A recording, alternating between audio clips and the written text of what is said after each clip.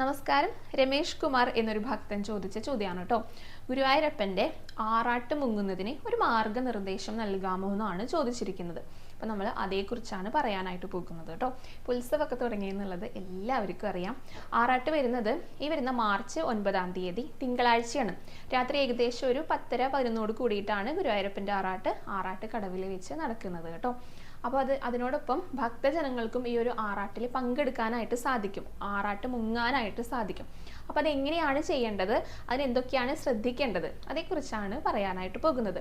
അപ്പോൾ ഭഗവാന്റെ ആറാട്ട് നടക്കുന്നതേ ഭഗവതിക്കെട്ടിനോട് ചേർന്നിട്ടുള്ള ആറാട്ട് കടവിലാണ്. ഇപ്പോൾ മേൽശാന്തി, തന്ത്രി, ഓദിക്കന്മാർ ഇവരൊക്കെ കുളിക്കുന്ന ആ ഒരു സ്ഥലമുണ്ടല്ലോ, അവിടെയാണ് ആറാട്ട് നടക്കുക.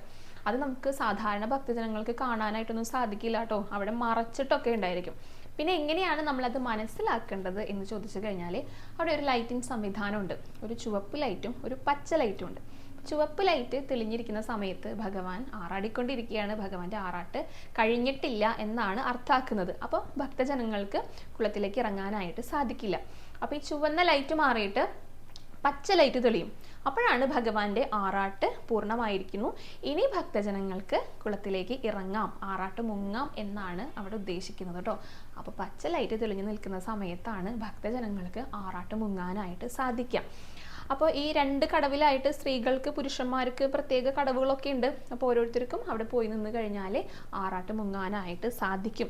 ഭഗവാന്റെ ആറാട്ട് കഴിഞ്ഞാലേ ആ കുളത്തിലെ രുദ്രതീർത്ഥ കുളത്തിലെ ഭഗവാന്റെ ഒരു ചൈതന്യം ഉണ്ടാകും. അത് പിറ്റേ ദിവസം വരെ ഉണ്ടാകുന്നതാണ് വിശ്വാസം.